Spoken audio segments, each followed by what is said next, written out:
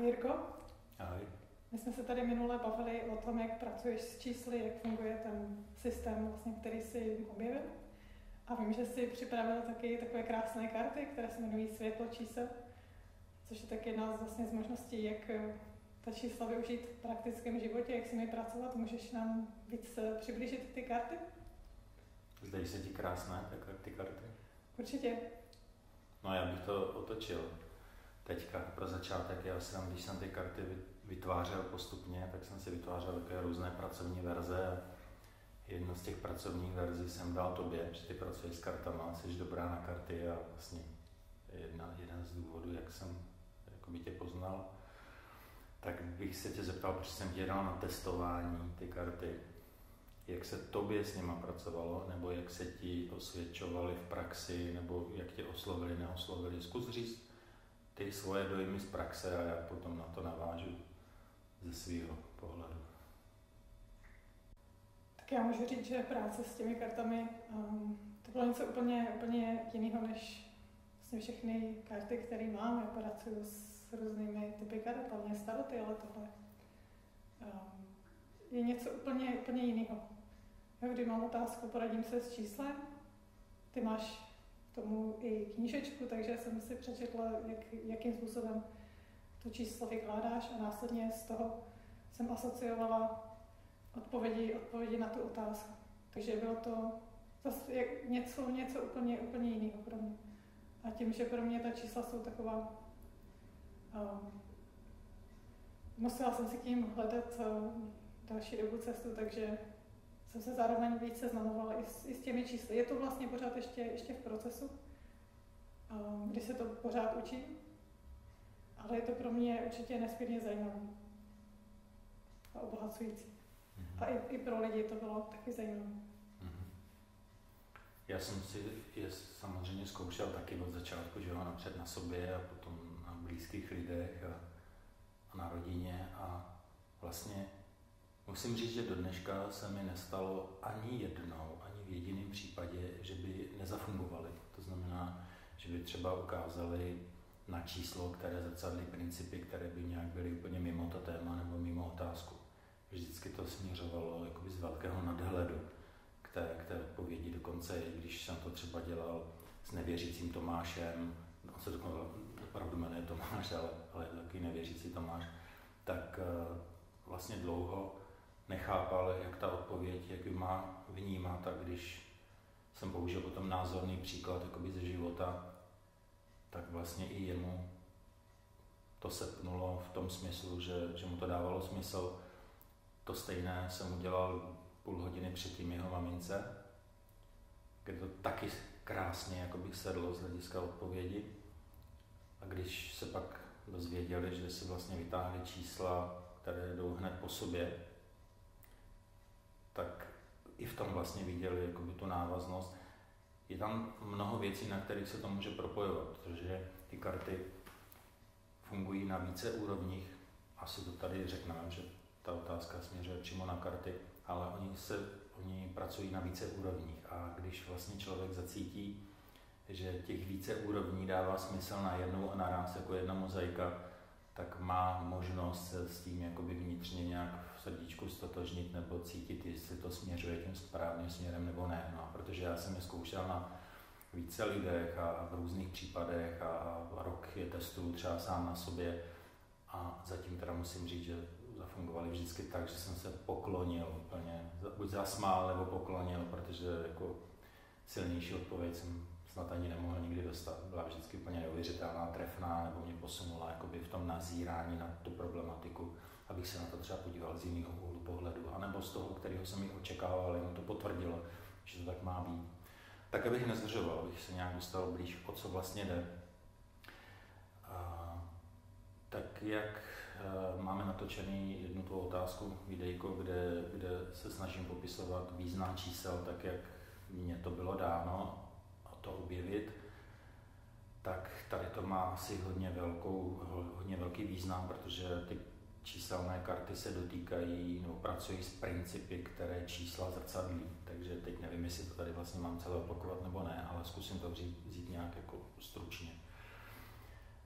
Když jsem si dával dohromady postupně z hlediska svého amatérského badatelského přístupu souvislosti, jak lidé pracují s významem čísel, jak s nimi pracují historicky napříč tisíciletími, jak s nimi pracují z hlediska symboliky, z hlediska významu, jak různí tajemní architekti v různých tajemných stavbách architektonických, ať jsou to už já nevím, pyramidy nebo chrámy, stavby a tak dále, jak vlastně zakomponovávali symboliku do těch staveb, tak jsem zjišťoval, že to byli lidé neuvěřitelně moudří a na nejrůznějších úrovních tu symboliku zakomponovávali do všeho možného.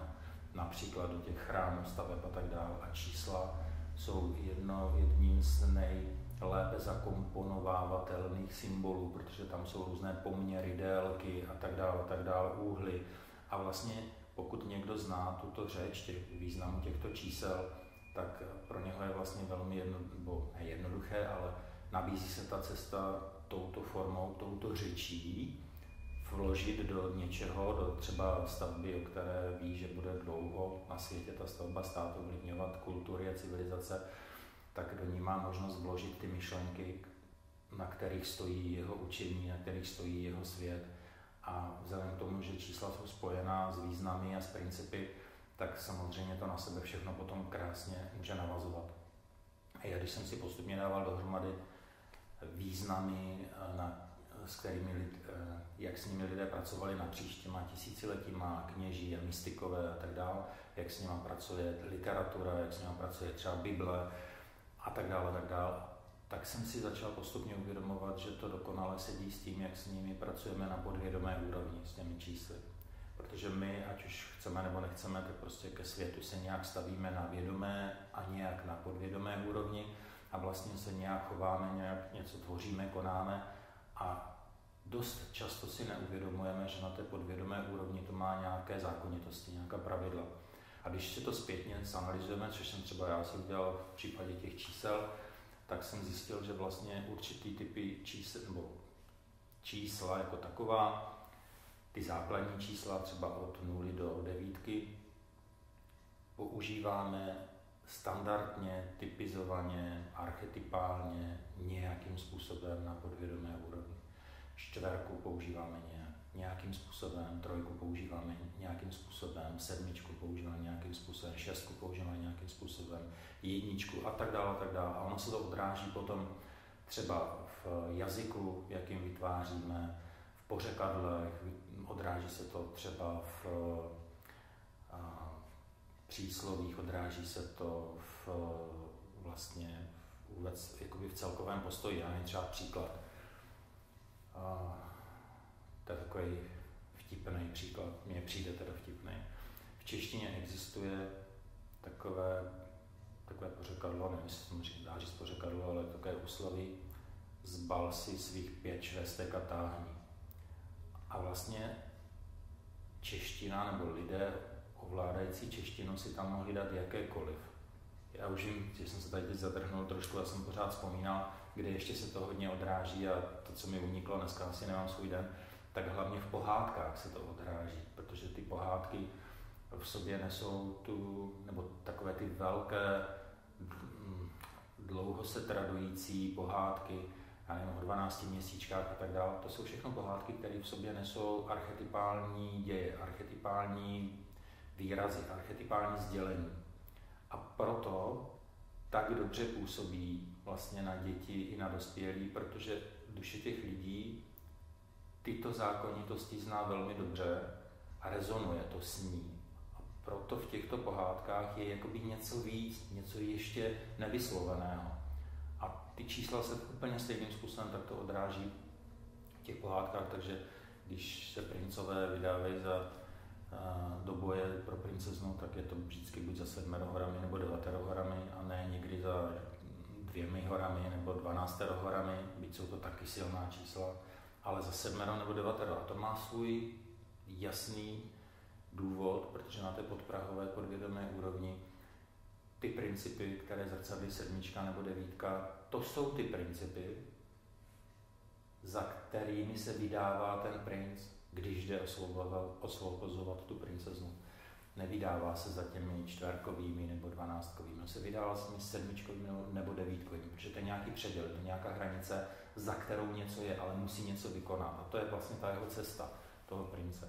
Takže jak jsem si to postupně začal dávat dohromady, tak teď vím, že jsem uhnul, ještě jsem tam odbočil, nevzpomeneš si, co jsem tady nakousnul, pak jsem se vrátil k těm pohádkám. 5 švestek? 5 švestek, výborně. A zbal si svých 5 švestek a táhni. Tak vzhledem k tomu, jak se to postupně vyprofilovalo, ten náhled na 5, co vlastně zrcadlí 5, tak 5 zrcadlí něco velmi komplikovaně vyjádřitelného. Jsou to vazby, které se vztahují k člověku a k jeho věčně neuzavřenému nazírání na svět. To, jak člověk poznává ten svět, to, jak se snaží do něho proniknout, to, jak si získává svoje názory na něho. Vlastně je to taková ta osobní pravda toho člověka a současně to je spojený s lidstvím jako takovým. Vlastně lidství je něco těžko definovatelné, protože lidé to asi tak nějak cítíme, že v sobě máme kousek té boží jiskry, že v sobě máme obrovský dar dokázat něco obrovského, nádherného, láskyplného, současně máme v sobě schopnost neuvěřitelného ničení, boření a necitlivosti, čili je to o tom vývoji, o tom procesu, neuzavřeném procesu a je tam obrovský potenciál. A to vlastně i vede k tomu, že jak každý ten člověk, ta bytost prochází tím učením tady na zemi, tak si vytváří postupně nějaký svůj náhled. A ono je to vlastně spojeno i s tou osobní pravdou toho člověka, jak si ji objevuje. Takže když já dneska slyším zbal si svých 5 švestek a táhni, tak tom slyším zbal si ty svoje osobní názory, já už je dál nechci snášet a běž. A používám to nějak na té podvědomé úrovni, aniž bychom si vlastně vysvětlili, proč říkáme 5 švestek a ne 6 švestek. A když jsem tohle říkal tetičce, která žije v Rakousku, tak říká, no moment, tady se říká v němčině zbal si svých 6 švestek a ne 5. Teď jsem se zarazil, teda, že tady utrpěla ta moje teorie nějakou ránu. Ale vlastně jsem se pak rozesmál, protože tak, jak existuje karma člověka, karma národa, tak, jak existuje zaměření toho národa, tak naše duše v české zemi v tomto případě rozchodu řeší spíš tu osobní stránku věci toho člověka, tak, jak se staví k té problematice a dejme tomu třeba v německých regionech je klidně možné, že povětšinou na té podvědomé úrovni ty duše řeší něco, co je i víc spojené s tou hmotnou stránkou té věci. Zbal si všechny ty své věci a třeba i názory, ale zbal si to, co se vztahuje na hmotné úrovni k tobě a zmizni z mého života. Tam se může na té podvědomé úrovni odrážet to zaměření vlastně nejen toho jednotlivce, ale i toho národa, tak jak se ten jazyk vlastně v tom národu to vytváří. A uvědomil jsem si, že to vlastně není jakoby podříznutí té mé větve, ale naopak to může být jakoby krásné rozvětvení toho, jak se na ty čísla vlastně doopravdy dívat do hloubky, protože to je něco živého, co se dá neustále jakoby zkoumat, dá se to prozkoumávat a zjišťovat z toho ty souvislosti. Tak jak jsem si postupně dával dohromady vlastně všechny možné indicie, jak se to používalo v historii, jak to dává smysl, jak je to v matematice, jak je to v grafickém vyjádření těch čísel, jak to používáme na podvědomé úrovni a tak dále, tak se postupně skládala mozaika, až se ta mozaika vytvořila takovým způsobem, že jsem opravdu sednul na zadek a musel jsem to rozdýchávat, protože z toho zřetelně vyplynula jasná linie, že principy, s kterými jsou jednotlivá čísla propojená a spojená a my to tak vlastně cítíme na té podvědomé, nebo pracujeme s tím tak na té podvědomé úrovni a díky tomu to potom cítíme, že to tak nějak na hlubší úrovni ještě bude propojené, tak to vytváří ucelený příběh od 0 až do 14. Je to o tom, jak se vyprofiloval svět z nějakého záměru, jaké síly působí v tom světě, k čemu to vede, k čemu to nutí vlastně všechny možné bytosti, které se nachází v takto projeveném světě, jaká je ta jejich cesta, jak probíhá ta jejich cesta, o čem je ta jejich cesta mezi tím nehmotným světem a hmotným světem, čemu se vlastně postupně blíží tím propracováváním, jak postupně rostou, ale je to završeno, tady ten hlavní jakoby číselný kosmický příběh, tak je završený 14, která sděluje a zvěstuje, že vlastně nikdy nepronikneme úplně do podstaty všeho a nikdy nepochopíme život jako takový. Já jsem to nazval, že vlastně objevíme to mystérium života, takovou tu věčnou jakoby záhadu nebo věčnou hloubku, neobjevitelnou definitivně. No a ty další čísla potom nad 14 už vytváří jakoby složeniny, kdy už je to kombinace těch základních principů. Ty základní principy já eviduji od 0 do 9, protože to jsou všechno jednociferná čísla. Ten číselný příběh pokračuje až do 14, ale už to začíná být složenina těch vyšších principů, protože tam už potom, jak se začíná skládat první dvojciferné číslo 1 a 0, tak to je vlastně složení těch základních principů, kdy absolutní potenciál, ta 0 se projevila, to je ta 1 a vlastně 10 jako první dvojciferné číslo nám ukazuje na ten nový potenciál. Vlastně, že jsme dokonali nějakou základní řadu a pokračujeme v další novější řadě, kde už vědomě tvoříme a tak dále a dostáváme se do 14, kde zjišťujeme, že budeme věčně tvořit, věčně hledat, nikdy neobjevíme tu podstatu a tak dále. A ty další čísla už jsou potom složené principy vlastně tady těch jakoby základnějších. A protože to největší, nejtajnější, nejhlubší, nejmagičtější číslo všech čísel, tak jak já ho vnímám napříč historií, tak je číslo 144 nebo 144 tisíc. Jsou takové dvě různé varianty téhož. Tak to je číslo, o kterém se v dnešní době nedá nějak moc extra dozvědět. V historii je to ještě těžší. Všichni ti, kteří s tím číslem pracovali, tak s ním pracovali tak, že dobře věděli, co dělají, ale nehlásali to na veřejnost, utajovali to, schovávali to, je to vždycky jenom v tajemných náznacích. A tak nějak člověk cítí, že když objeví, o co tam běží, tak objeví něco velkého. No a já mám pocit, že se mně podařilo zjistit to, co kráčí. Podařilo se mi to zjistit díky amatérskému badateli ve fyzice, v teoretické fyzice, který je otevřená hlava, neuvěřitelně chytrý člověk, který už od malička od 7 let věděl, že jeho posláním je hledat strukturu časoprostoru, z čeho se časoprostor vlastně vytváří a myslím si, že se mu to opravdu podařilo. S řádnou fyzičkou definovali tu svou teorii jako řádnou fyzikální teorii, takže dneska se tím zabývají opravdu teoretičtí fyzici na nejvyšší úrovni a těžko se jim rozchází to, že na to přišel člověk amatér v uvozovkách. Nicméně ta jeho myšlenka teorie je naprosto fantastická, úžasná, smysluplná s všemi směry a tak dále. A on se postupně dopracoval k tomu, v čem vlastně fyzika dělala chybu, když uvažovala o teoretickém, nebo respektive o základní soustavě, neboli to, z čeho se skládá časoprostor, čili soustavě bodů, a uvědomil si, že bod má jinou logiku, než tak, jak se k tomu přistupovalo do té doby. Stanovil tu logiku naprosto jakoby selským rozumem, ale naprosto smysluplně. Je to mnohem výhodnější přístup, než jak se k tomu stavila klasická fyzika.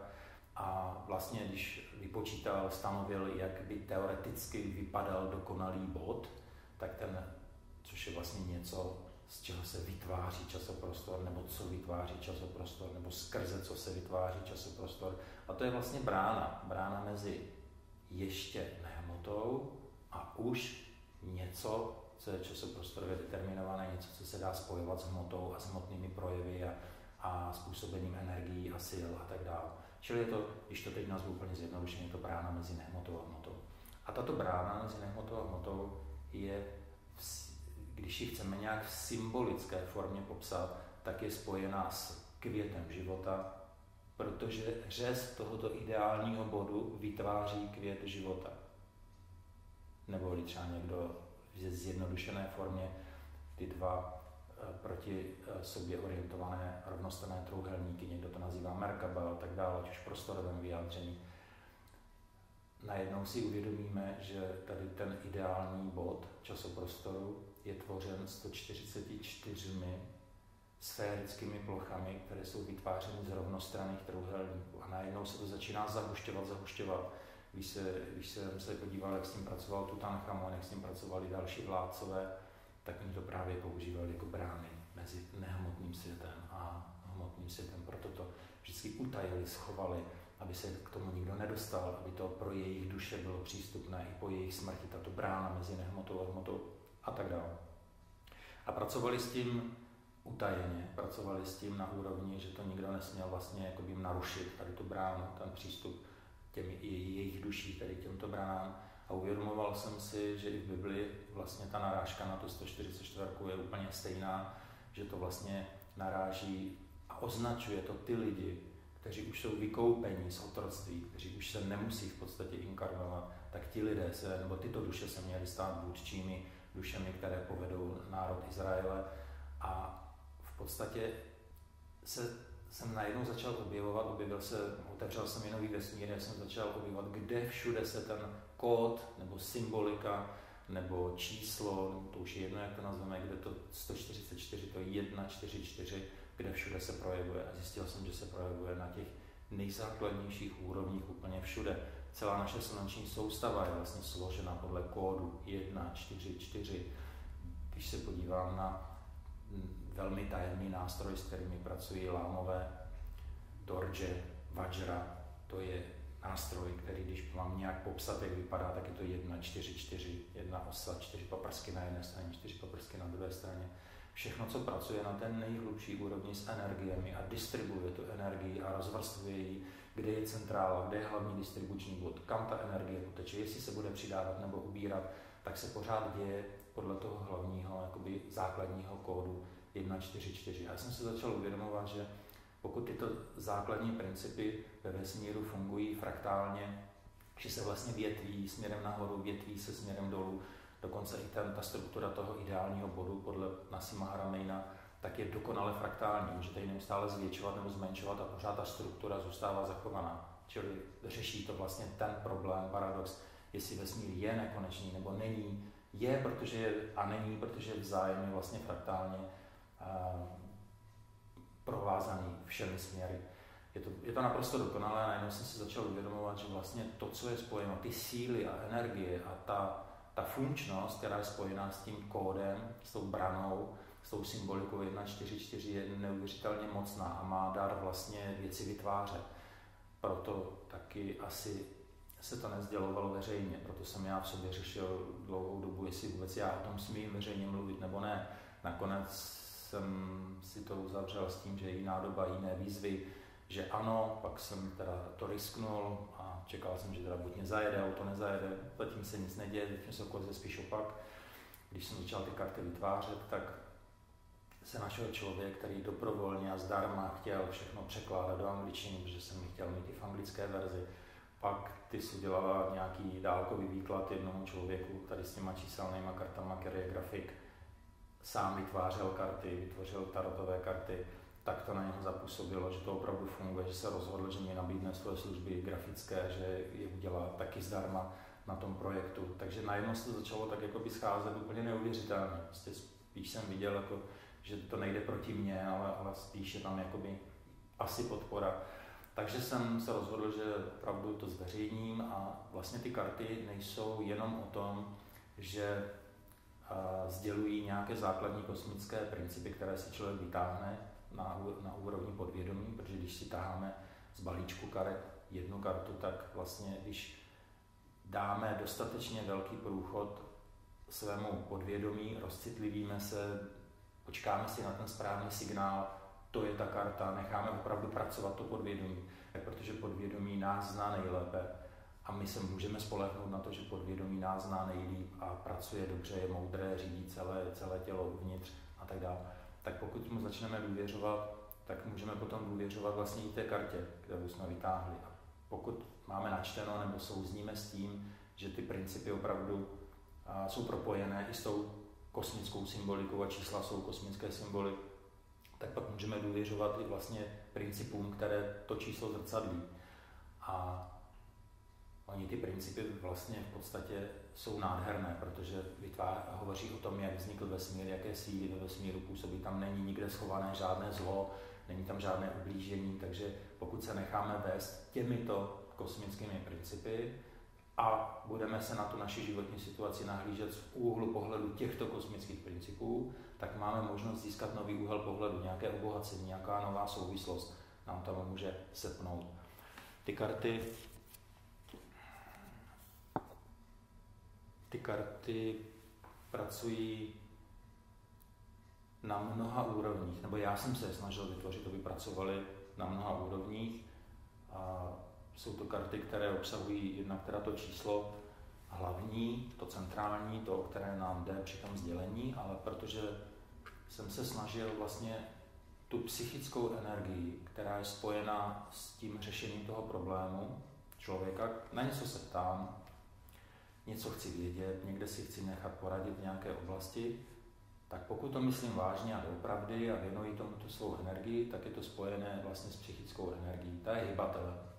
Pokud začnu důvěřovat svému podvědomí, nebo to začnu trénovat, tu rozcitlivělost, abych ten jemný šepot, ten hlásek toho podvědomí uměl zachytit a začnu mu tomu podvědomí důvěřovat, tak potom mám možnost si vytáhnout teda nějakou kartu, nějaké kosmické principy zrcadlené skrze čísla. A pokud ta karta navíc je propojená i s tím kódem kosmickým 144 nebo 144 000, potom je tam šance, že vlastně ten záměr, který hledáme, tvoříme, objevujeme, pokud nebude proti záměru univerza, tak můžeme propojit to skrz tu bránu mezi nehmotným světem a hmotným světem a může nám vlastně to pracovat jakoby ruku v ruce. Že nehmotný svět může podporovat tu hmotnou část, hmotná část se lépe přepisuje do toho nehmotného světa, vlastně jakoby je to propojené skrze tu bránu. Takže pokud nejdeme ve svých úvahách nebo psychických energiích proti záměrům univerza, tak vlastně to zjištění, sdělení, objevení a souvislosti a tak dále, ten nový úhel pohledu může potom ještě pracovat silněji na úrovni toho kosmického propojení vlastně mezi nehmotným a hmotným světem. To je jedna z takových tvořivých možností nebo úrovní, jak je možné využívat vědění a znalosti toho, o čem vlastně to číslo, ta symbolika, ty principy toho čísla 144 jsou. Toto všechno popisuji v té knížečce, která k těm kartám je, aby člověk si napřed mohl udělat nějaký názor, nějaký náhled, aby to mohl začít vidět někde kolem sebe, že ty čísla opravdu tak pracují, nebo ty principy, které jsou spojené s těmi čísly, že tak opravdu v životě pracují. Jakmile člověk se s tím trošku nějak stotožní, zjistí, objeví, tak má možnost si potom zkoušet, experimentovat, objevovat a tak dále.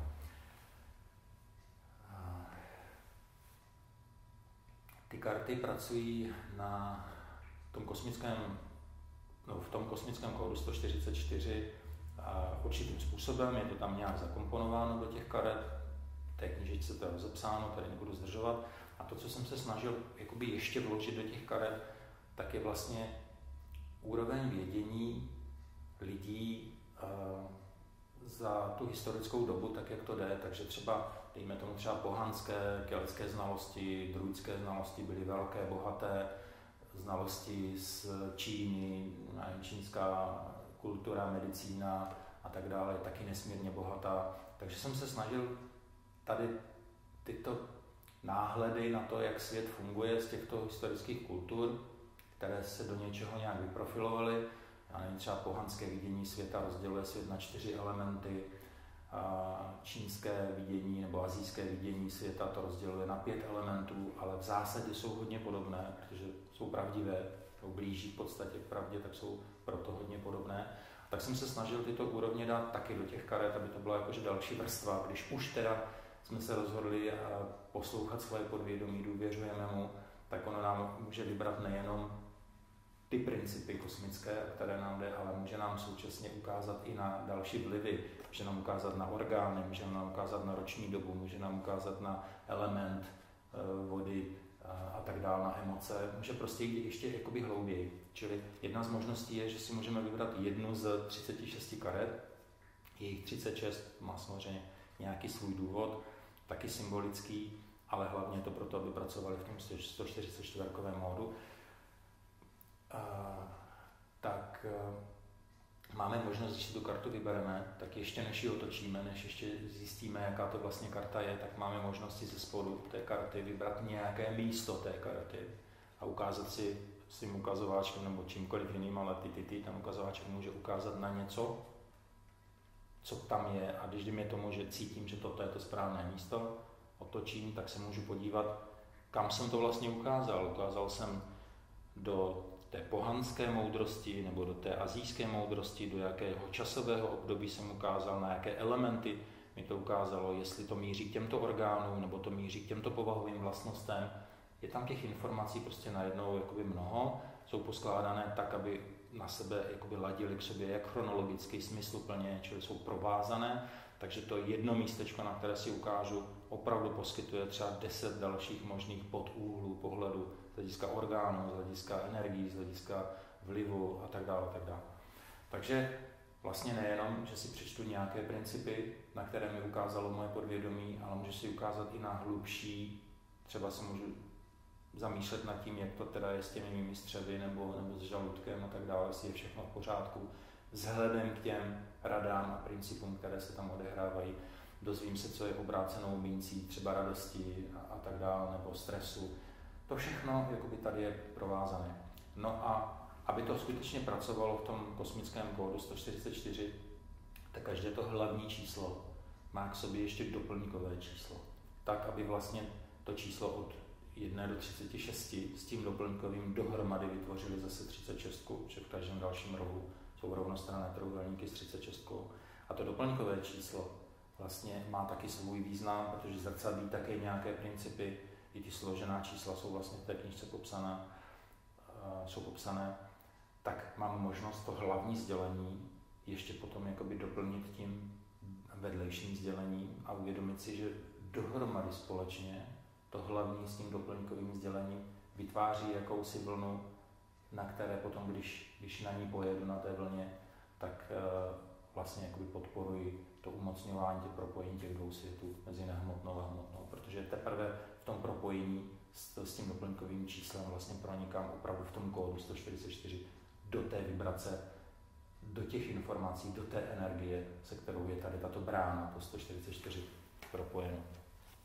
Takže jsem vlastně takhle, jak jsem vytvořil ty karty, tak jsem je vytvořil ve 2 verzích, v češtině, v angličtině. V angličtině je chci prodávat tam všude, kde se mluví anglicky, čili v podstatě do velké části světa. Pokud se to uchytí a ukáže se to jako životaschopné, tak potom mám v plánu to rozšířit do další jazykové mutace, ale v tuto chvíli je to prostě nachystané v tiskárně, v češtině, v angličtině. Už se, myslím, začaly vyrábět krabičky, nevím, kdy budou karty s knížečkama, řádově třeba do 2 měsíců za měsíc, protože to taky trošku o financích mých, já to financuju všechno sám. Takže předpokládám, že třeba za měsíc, za 2 už to bude kompletně nachystané v obou teda mutacích a pak už začnu nějakým způsobem to jakoby distribuovat. A pokud by třeba někdo chtěl si to vyzkoušet, tak samozřejmě můžeme se sejít, nebo to můžu dělat na dálku, nebo můžeme to najít jinou formou, mám pár třeba zkušebních vzorků jakoby udělaný, ale klasicky v prodejně nebo na prodej v té finální verzi, že to třeba není finální verze karty, se pořád vyvíjelo nějak, tak to bude řádově třeba do těch 2 měsíců.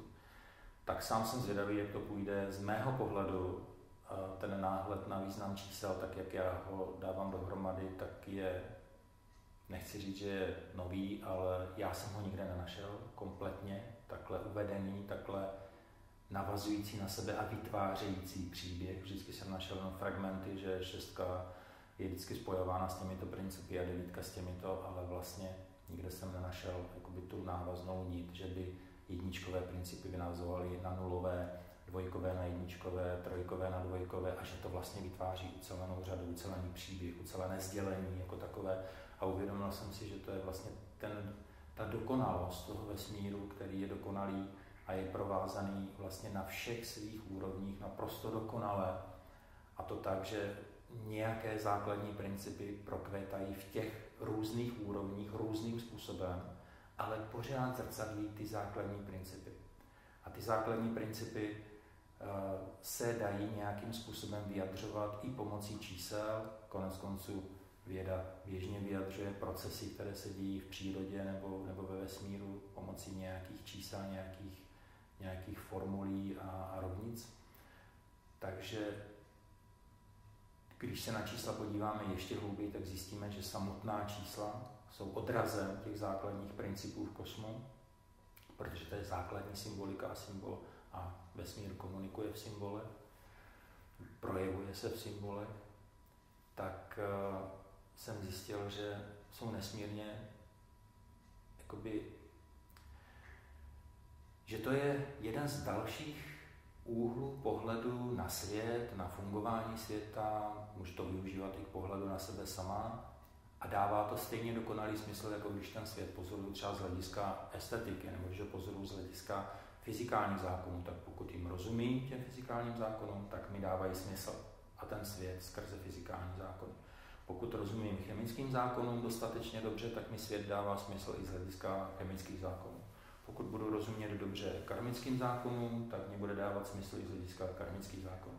Pokud budu rozumět principům světa a symbolice, kterou se svět projevuje, tak mi bude dávat význam a smysl i skrze symboliku. Pokud budu rozumět číslům, protože to je jeden ze základních symbolů univerza, tak mi bude dávat smysl i z hlediska čísel. A tohle je právě ono. Takže tak, dává mi to vlastně smysl a význam i z pohledu čísel jako takových, protože čísla se projevují, tak jak jsem říkal na začátku, na podvědomé úrovni, na vědomé úrovni. Samozřejmě na čísla se můžeme dívat z úhlu kupeckého, že to vyjadřuje prostě jenom kupecké počty, ale to je úplně ta nejposlednější, nejzaší úroveň. A můžeme se na ně dívat samozřejmě i jinak, třeba typicky, to už jsem říkal, myslím v těch číslech, z hlediska kupeckých počtů je 0 nic. Vlastně to nic není. Ale 0 je něco, co je velké nic. Protože z toho velkého nic se profiluje jednička. Jednička je vlastně číslo, které je obsaženo ve všech číslech. A naopak žádné číslo nemůže být obsaženo v jedničce. Jednička je něco, co se projevuje ve všem, to je ta jednota.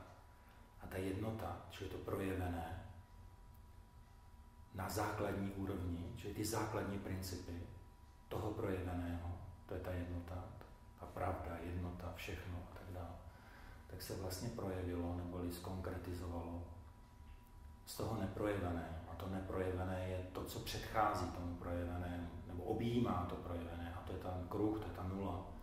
Takže ono to je jakoby nic, ale není to nic, je to všechno. Je to takové všeobsahující nic. Je to absolutno nějaké, kam ta mysl může splynout. Je to všeobjímající vědomí, z kterého se profiluje energie, časoprostor a tak dále, tak dále. Čili nula je nic z hlediska kupeckých počtů, ale nula je všechno z hlediska toho energetického nebo z hlediska toho symbolického, z hlediska toho nazírání na sebe sama, na svět a chápání toho světa.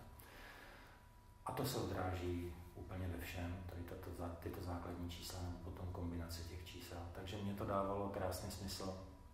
Karty jsou na světě, teď už se čeká jenom na to, až teda se projeví ten svět, jestli o ně bude mít zájem nebo ne, jak se s nimi bude moct pracovat. Mě teda udělali radost do dneška obrovskou, protože tam, kde byli, tam zafungovali. Navíc jsou veskrze jenom tvůrčí, s těmi kartami se nedá nic pokazit, protože ty kosmické principy, to jsou vlastně ty pravdy světa. A pravdy světa jsou pravdy, jsou opravdové, jsou skutečné, jsou to principy, které jsou kolem nás. A jestli se s nimi budeme chtít stotožňovat nebo vést jejich impulzem skrze naše podvědomí, jestli se dívat na tu svou životní situaci i z tohoto úhlu pohledu té kosmické, toho principu jako takového, tak pak tím můžeme získat maximálně tak nový pohled, nový úhel, nový impuls do života, ale nemůže to nic kazit. Takže já z nich mám obrovskou radost, přál bych jim, aby žili. A přijde mi na tom ještě jedna věc krásná, a to je, že když člověk uvidí vlastně v sérii těch kosmických principů, na která čísla poukazují, s kterýma jsou propojená, která sama zrcadlí, všechny tady ty pojmy platí, tak člověk jakoby o to hlouběji, o to víc prožije tu krásu toho vesmíru, toho stvoření, že se projevuje vlastně všude, na všech úrovních, že tomu nelze uniknout, že to naopak lze spatřovat ve všem a tím pádem to ale lze i využívat vědomě, naprosto ve všem, v každých jakoby téměř situacích. Takže mi to přijde krásné, přál bych jim, aby to fungovalo, kdokoliv k tomu bude chtít cokoliv vědět víc, něco na webu je z hlediska těch základních karet, myslím, že tam je od 0 do 9, 0 je tam pod tímto obrázkem, pak už jsou tam čísla pod těmito obrázkama, jsou tam jenom ty základní principy, ale ta knížička doprovodná k těm kartám, tak to má rozměr 12x12 ty karty, aby to zase byla 144 a ta knížička toho rozměru 12x12 tak má 160 stránek nebo 170 podle v jaké řeči, tak obsahuje informace, které nechci říct, že jsou komplexní, ale poskytují dostatek jakoby informací, indicí k tomu, aby si člověk už udělal nějaký ucelený obrázek, jak se to projevuje v planetách, jak se to projevuje v energiích, jak se to projevuje v našem běžném životě a tak dále, a tak dále. Takže tolik ke kartám. No.